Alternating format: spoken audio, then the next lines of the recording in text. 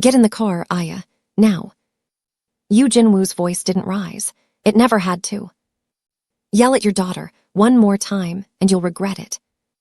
Aya didn't look up. She'd learned somewhere between age 6 and 9 that looking up only made it worse.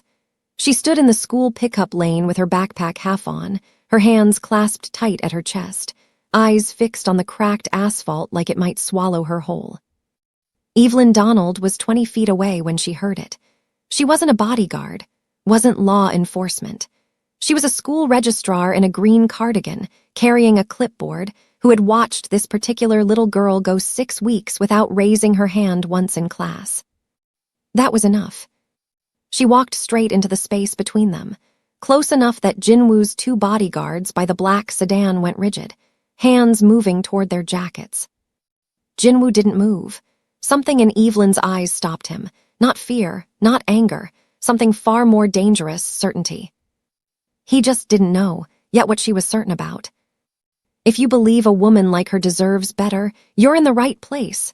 Welcome to Toni's Mafia Stories. Drop Evelyn is the boss in the comments if you're already hooked. Like, subscribe, and stay with me. I read every single one. He drove home in silence. Not the silence of a man at peace.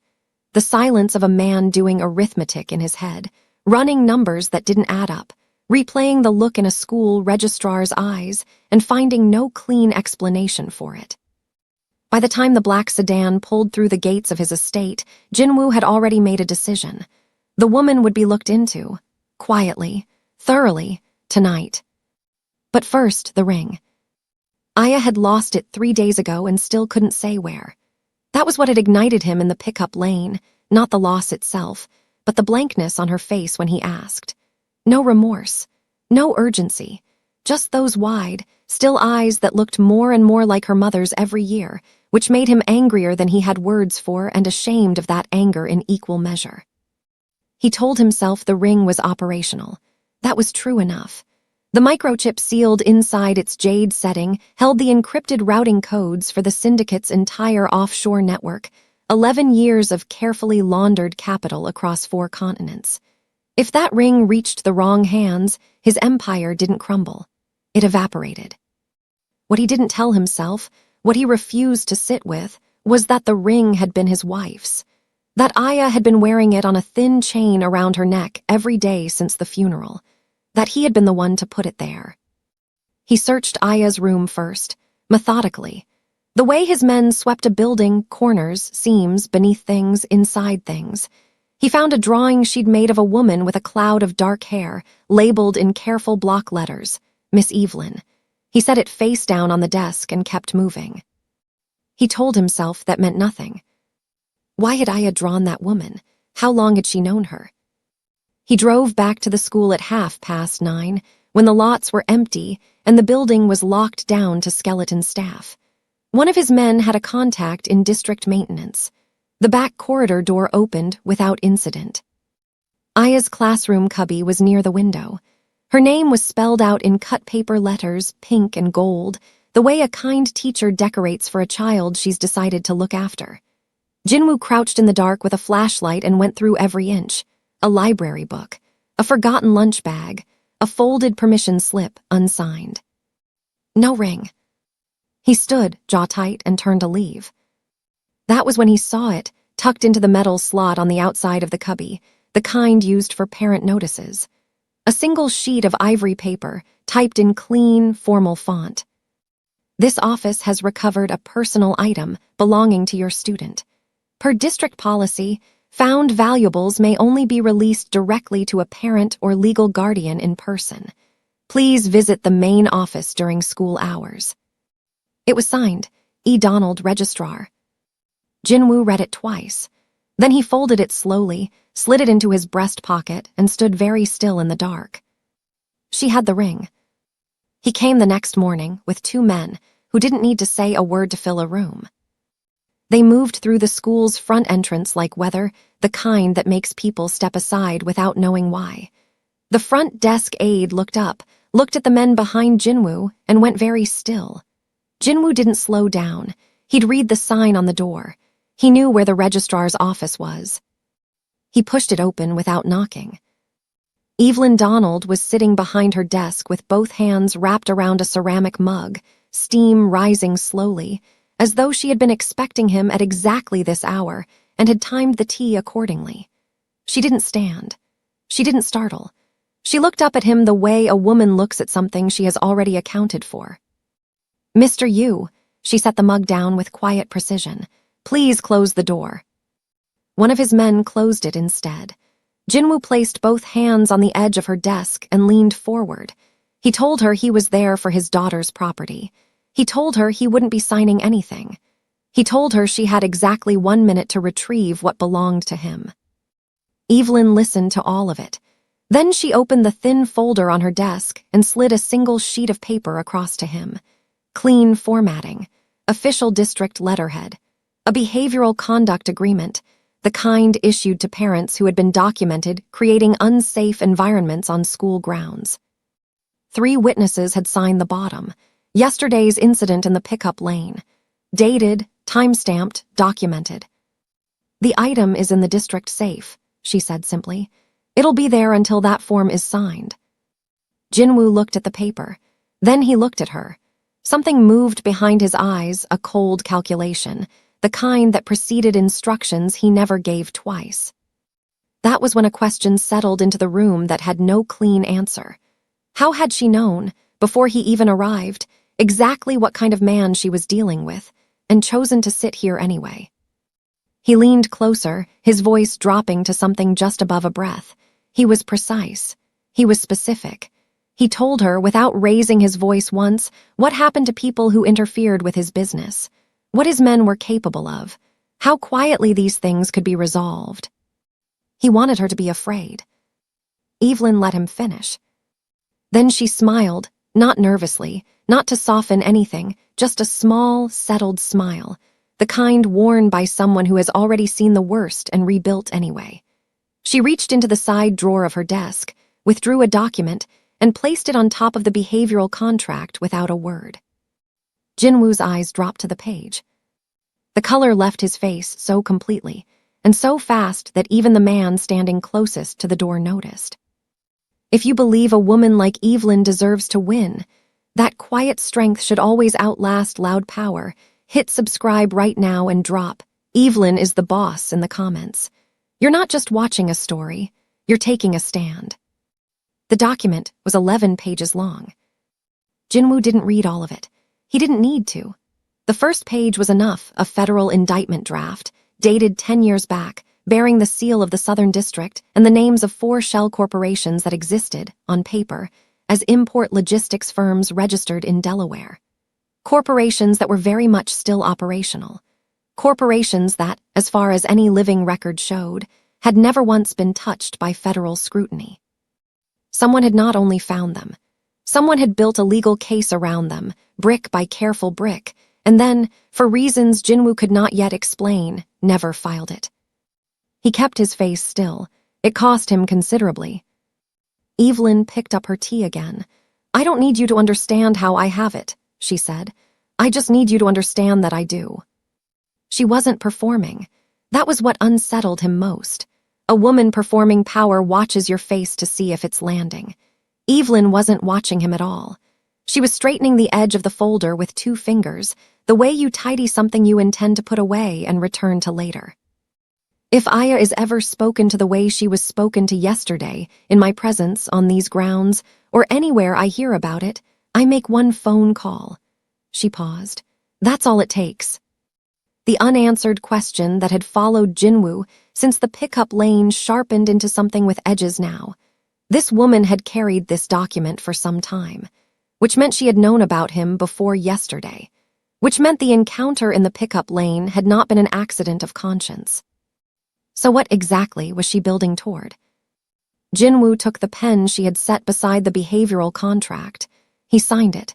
He didn't look at her while he did it, which was the only dignity he had left to protect. He straightened, buttoned his jacket, and looked at her one final time with the measured expression of a man filing information away rather than conceding defeat. Evelyn handed him a sealed envelope. Inside was the jade ring, nested in a square of cloth. She said nothing else. He left with his men. The school hallway felt narrower than it had 20 minutes ago. He didn't speak on the drive back. His men knew better than to fill the silence. At the syndicate's private floor, his underboss, Park Sung-hyun, was waiting. Sung-hyun had been with Jinwoo for 14 years and had the particular skill of reading a room before he entered it. He watched his boss cross the floor and pour a drink without offering one to anyone else, something Jinwoo only did when the math had stopped working in his favor. Sung-hyun waited until the door to the inner office clicked shut. Then he picked up his private phone and made a call of his own. "Find out everything there is to know about the registrar at Aya's school," he said quietly, "and don't tell him you're looking." They found her address in 4 hours. That said something about their resources. It also said something about how little they expected to find, because what the file gave them was a single woman, widowed, no children, living on a registrar's salary in a beige split level on a quiet street in a neighborhood that didn't make anyone nervous. A woman who drove a 7-year-old Camry and ordered the same Thai food every Thursday and kept her porch light on a timer. Unremarkable, contained, easy. They came at 11:15, when the street was settled and the neighbor's blue television light had mostly gone dark behind closed curtains. 3 men, experienced enough to park 2 blocks over and walk in separately, converging at the side gate with the quiet efficiency of people who had done this before and expected to be done quickly. The porch light clicked off at 11:17, right on schedule. Inside, the house was dark. What the 3 men did not know, what nothing in their files suggested they should consider, was that the modest landscaping along the fence line concealed motion sensors installed by a man who had spent 30 years in federal security. That the living room's single armchair faced not the television, but the corner where 3 wall monitors sat flush behind a panel that looked, in daylight, exactly like a built-in bookshelf. And that Evelyn Donald had been sitting in that armchair since 10:45. She watched the first monitor as the gate sensor registered contact, watched the second as the shape of a man crossed the backyard in a low, practiced crouch. The third monitor showed the porch, 2 more figures, moving to flank the front door with the coordinated patience of people who had been told this would be simple. The question that had lived quietly in the back of Evelyn's mind for the past 2 days, not whether they would come, but how many and how soon, had its answer now. She had prepared for 3. 3 was manageable. She set her reading glasses on the side table, folded the legal brief she'd been reviewing and placed it squarely on top, the way you mark a page you intend to return to. The mug of chamomile beside her had gone cold an hour ago. She hadn't touched it since the first sensor tripped. On the porch monitor, the lead man tested the door handle. Slow, confident. Evelyn reached up and unclipped the top button of her cardigan. Then she reached back and pulled the band from her hair, letting it fall the way it did when she wasn't performing small for anyone, when she was simply, fully, herself. She stood. She crossed to the wall panel, pressed it open with the flat of her palm, and studied the 3 monitors one last time with the calm of a woman who had already decided how this evening would end. Then she reached past the monitors and found the main breaker switch, and turned off every light in the house. The back door came open 30 seconds later. They moved fast through the kitchen, the way trained men move in darkness, hands extended, weight low, communicating in the small sounds of deliberate breath and heel-to-toe steps. The lead man had his weapon up. The other 2 fanned out behind him, one toward the hallway, one pressing his back to the refrigerator to cover the room. The house gave them nothing. No sound, no movement, just the particular quality of dark that sits in a home where someone has been living quietly for years. Familiar furniture, closed doors, the faint smell of chamomile and old books. The lead man moved toward the living room. He never made it to the doorway. What happened next took less time than it takes to tell. There was a sound, not a crash, not a shout, but a precise and practiced impact, and then the weapon was no longer in his hand. In the hallway, a second sound. A third, from near the refrigerator, muffled and efficient. The kind of thing you learn not in a gym, but in a corridor, from someone who has been doing it long enough to make it quiet. The house had been this woman's terrain for 10 years. She had walked it in the dark, by choice, for exactly this reason. Her father had taught her that the advantage in any confrontation belongs to whoever has already decided what they're willing to do. Evelyn had made that decision a long time ago, back when she was 23, and studying the layout of a federal courthouse, while other young women were doing something easier with their evenings. What no one in Sung Hyun's file could have known, because it had never been written down anywhere, was that Judge Elias Donald had not simply raised a daughter. He had prepared one. The lights came back on. Evelyn was in her armchair, her hair down, her posture straight, her expression the same settled calm she wore behind her desk at school. The lead gunman's weapon rested across her knee, pointed with unhurried accuracy at the three men now zip-tied and arranged on her living room floor, courtesy of the emergency, restraints she kept in the panel beside the breaker, right where her father had told her to. The front door burst open. Jinwoo came through it fast, two of his loyal men behind him, and stopped so completely that the man behind him nearly collided with his back. He looked at his underboss's men on the floor. He looked at Evelyn. He opened his mouth. She simply waited. It was Jinwoo's eyes, still moving across the room in disbelief, that found at first a photograph on the mantelpiece, slightly faded, in a plain wooden frame. A young Evelyn, laughing, standing beside a man in a dark suit whose face Jinwoo knew as well as he knew his own. A man who had been dead for 10 years. A man who had built the financial architecture of everything Jinwoo owned. The breath left his body, like something had taken it from him. "Marcus," he said. It wasn't a question. It wasn't anything, really. Just a name falling out of a man who had just understood, in one terrible moment, exactly how long he had been standing inside someone else's plan. They came to her house thinking she was helpless. They had absolutely no idea who they were dealing with. If you believe that a woman who has been underestimated her whole life deserves her moment of triumph, smash that like button right now for the generational strength of a woman who is always 10 steps ahead. This story is just getting started. Evelyn let him stand there with it for a moment. She had imagined this moment more times than she could count, lying awake in the years after the funeral, after the accounts were frozen and the house was sold, and the world quietly decided that a brilliant man's widow was simply a woman who had married badly. She had imagined what she would feel when it finally arrived. Satisfaction, maybe, or something colder. What she actually felt, looking at Jinwoo's face, was tired. The specific exhaustion of a woman who has carried something heavy for a very long time and can finally see the table where she gets to set it down. She gestured to the chair across from her. "Sit down, Jinwoo." He sat. That more than anything told her where they were now. "Marcus built your offshore architecture in 2009 and 2010, she said. "Every routing sequence, every layered holding structure, every corporate alias. He was the most brilliant financial mind you ever had access to, and you let someone frame him for fraud he didn't commit because it was more convenient than protecting him." Jinwoo's jaw tightened. "I didn't order what happened to Marcus." "No," Evelyn said. "You just didn't stop it, which is its own kind of decision." She reached into the drawer beside her chair, unhurried, the way she did everything, and set the jade ring on the table between them. Jinwoo stared at it. "That ring was a wedding gift," she said. "Marcus designed the chip inside it himself. He told me it was insurance, that if anything ever happened to him, I would have everything I needed to reclaim what was ours." She paused. "It took me 4 years to find it, another 2 to get myself into a position where I could take it back without anyone noticing."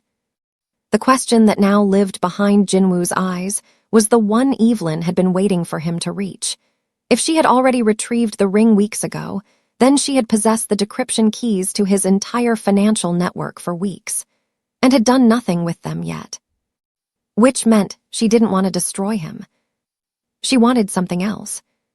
"The routing codes in that chip don't just unlock Marcus's legacy," she said quietly. "They unlock everything, including Sung Hyun's private accounts, the ones he's been building separately for the past 3 years. She watched that land. Your underboss has been siphoning from the offshore network since the quarter before last. He has enough now to fund a transition of power. He's been waiting for the right moment. Jinwoo went very still. The gala next Friday, Evelyn said. That's his moment. The silence in the room changed texture entirely.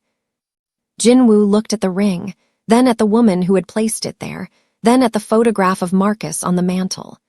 Something moved across his face that wasn't quite anger and wasn't quite grief, and was entirely too complicated to name. Evelyn leaned forward slightly. Your underboss is planning a coup, she said. You can fight me for the past, or you can let me save your daughter's future. She held his gaze without blinking. But you don't get to do both. Jinwoo looked at the ring on the table for a long time. Then he said, What do you need from me? It wasn't surrender, exactly. It was the sound of a man who had run every remaining calculation and found that one path had a door at the end of it, and the others didn't. Evelyn recognized it. She had made that same sound once, in a lawyer's office 10 years ago, when she finally understood the full shape of what had been done to her family. The moment when grief stops being grief and becomes something with a purpose. She told him what she needed. He listened without interrupting, which she noted. By the following morning, Aya was at Evelyn's house. She arrived with one bag and the careful posture of a child who had learned to take up as little space as possible, shoulders forward, steps quiet, eyes moving to exits out of habit. Evelyn recognized that too. She didn't comment on it. She simply showed Aya where things were, told her the house rules were few and reasonable, and made her a plate of food without asking what she wanted because sometimes what a child needs is for someone to simply decide that she deserves to eat. Aya sat at the kitchen table and ate the whole plate. She didn't say anything, but she looked up once, briefly, and Evelyn caught it, the flicker of something behind the girl's eyes that hadn't been extinguished yet, just buried under a great deal of weight. That was enough to work with. The question Evelyn hadn't yet let herself answer, in the quiet of those first evenings with Aya asleep in the spare room, was a personal one, what she would do with herself once this was finished. She had organized her life around this plan for so long that she wasn't entirely certain who she was on the other side of it. But that was a question for later. By midweek, Aya was sitting at the kitchen table doing homework while Evelyn reviewed documents nearby, not talking, but present in the particular companionable way of two people who have both learned that silence doesn't have to mean something is wrong. On Thursday evening, Aya looked up from her worksheet and said in just above a whisper, Miss Evelyn, you're not scared of anything, are you? Evelyn looked at her for a moment. I'm scared of plenty, she said. I just don't let it drive. Aya considered that. Then she went back to her worksheet. On Friday afternoon, Jinwoo came to the door to check on his daughter. He stood in the hallway and watched Aya through the kitchen doorway, sitting straight now, the tight hunch of her shoulders loosened by 4 days of not waiting for something to go wrong. His face did something complicated that he didn't try to hide. He left without saying much. He had a gala to attend. That night, in a black car moving through the city toward a gilded ballroom full of people who wanted him dead, Jinwoo rode in complete silence, following a plan built entirely by the woman he had once tried to erase, and walked through the doors anyway. The ballroom was exactly what Sunghyun had designed it to be, beautiful, controlled, and inescapable. Jinwoo moved through the room with the measured ease of a man who had learned long ago never to let a space feel larger than him. Crystal chandeliers, white-clothed tables, the particular hum of wealthy people performing the fiction of a charitable evening. He accepted a glass he didn't drink and positioned himself near the center of the room, exactly as Evelyn had told him to. Sunghyun appeared at 11 minutes past 8, flanked by 4 men in evening wear with the wrong kind of posture for a charity gala. He crossed the room toward Jinwoo with the expression of someone who believed they were walking toward a conclusion. He was 12 feet away when the doors opened. Not the side doors. The main ones, both of them together, the kind of entrance that stops a room without announcing itself. Evelyn Donald walked through them in an emerald green gown that moved like she had worn authority her entire life and simply chosen, until now, to dress it down. She wasn't hurried. She wasn't performing. She walked the way her father had taught her to walk into any room that mattered, like she had already read every document on every table and had questions prepared. Behind her came 6 people in tailored suits who carried the particular stillness of individuals with federal identification in their breast pockets. Behind them, 4 asset forfeiture officers. And at the far edge of the formation, an older man with silver hair and the unhurried bearing of someone who had spent 40 years being the most consequential person in any room he entered. Judge Elias Donald, retired, and very much present. Sung Hyun stopped moving. The room didn't understand yet what it was watching. That was fine. It would. Evelyn stopped at the center of the ballroom floor, equidistant from Jinwoo and from Sung Hyun, and spoke at a volume that required no amplification. She named 4 corporations. She cited 3 federal statutes. She announced, without theater and without apology, that as of 6 o'clock that evening, the legitimate corporate holdings of the syndicate's entire business infrastructure had been legally transferred to the Donald Family Restitution Foundation, executed under corporate clause language drafted originally by Marcus Donald, which had been binding, unbeknownst to anyone, for 11 years. The question that flickered across Jinwoo's face in that moment, the one he would sit with for a long time afterward, was how many other clauses Marcus had written into the foundation of his empire that he had never thought to read. Sung Hyun moved first, as she had predicted he would. He didn't get far. Federal hands were on him before his signal reached his men. The room became very orderly very quickly, the way rooms do when the people with authority stop pretending they don't have it. It was over in 4 minutes. As the handcuffs closed around Sung Hyun's wrists, he turned his head toward Jinwoo with the smile of a man spending his last card. "I sent a crew to the safe house an hour ago," he said pleasantly. "Give your daughter my regards." Jinwoo moved before the words finished, leaving Sung Hyun's mouth.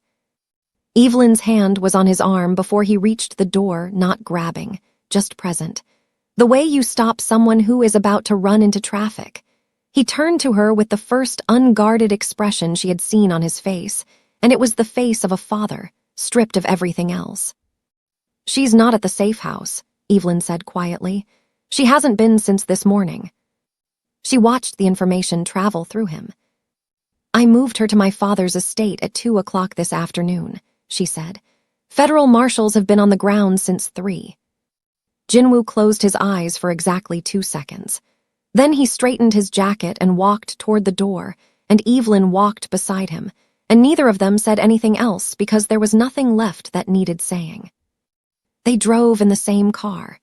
That was something she noted privately and didn't examine too closely, that the man who had loomed over a 9-year-old girl in a pickup lane 6 weeks ago was now sitting beside her in the dark, hands clasped.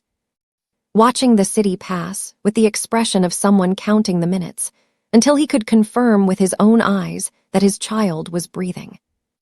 The question she hadn't let herself ask until now settled gently into the space between them. What did a man like Jinwoo become on the other side of this? Not for her sake, for Aya's. She supposed she would find out. The estate came into view at 9:30, lit up, calm, 2 federal vehicles parked cleanly at the entrance. The rogue crew had been neutralized before they reached the gate. 3 men, efficiently handled, no injuries to anyone who mattered. Jinwoo was out of the car before it fully stopped. Aya came through the front door at a run, backpack still on from wherever she'd been sitting, and Jinwoo caught her and went down to his knees on the stone path in one motion. Not gracefully, not with any of the composed authority he carried everywhere, just down, the way a person falls when something they were braced against suddenly isn't there anymore. He held his daughter and wept without hiding it. Deep, broken, long overdue weeping. The kind that doesn't come from one night, the kind that comes from years. Aya held him, her small arms wrapped around his neck, and she pressed her cheek to the side of his head and let him. After a while she said, clear and quiet and certain, "It's okay, Daddy. Miss Evelyn taught me how to be strong." Evelyn stood at the bottom of the path and looked up at the sky for a moment. Marcus would have loved this ending. He always said the law, when it finally worked, was the most beautiful thing in the world. She was inclined, tonight, to agree. 1 month later, the pickup lane was exactly what it was supposed to be, ordinary. Warm September light, yellow buses, children with backpacks moving in loose, unhurried clusters toward the entrance. Jinwoo's car pulled up. No black sedans behind it. No men with buttoned jackets watching from the curb. Just a father in a gray coat who stepped out, walked around to open the door, and watched his daughter jump out with a brightness in her face that looked like something newly returned rather than something new. Aya ran straight to Evelyn and wrapped both arms around her waist. Evelyn hugged her back the way she would hug her own, completely, without reservation. When she looked up, Jinwoo was standing a few feet away. He adjusted his jacket once, the way a man does when he wants his hands to do something respectful and doesn't have a better option. Then he bowed, low, slow, and genuine. The bow of a man who understood exactly what had been given to him and intended to spend the rest of his life being worthy of it. Evelyn nodded once. That was enough. The quietest woman in the room hadn't just dismantled an empire. She had done what the law, at its very best, is supposed to do. She had returned something stolen, protected something innocent, and left every person in the story more whole than she found them. Marcus Donald had built the foundation. His wife had finished the work. And in the school pickup lane, on a warm and unremarkable morning, Aya ran inside to start her day, unburdened, unafraid, and entirely, completely free. Thank you for staying with this story all the way to the end. That means everything. If Evelyn's strength, her patience, and her quiet, unshakable dignity moved you, if this is the kind of storytelling you want more of, please subscribe so you never miss what comes next. There are more women like Evelyn in these stories, more legacies waiting to be reclaimed, more empires that don't know yet who's coming for them. Hit that subscribe button, drop a comment telling me which moment was your favorite, and share this with someone who needs to see a woman win today. We'll see you in the next one.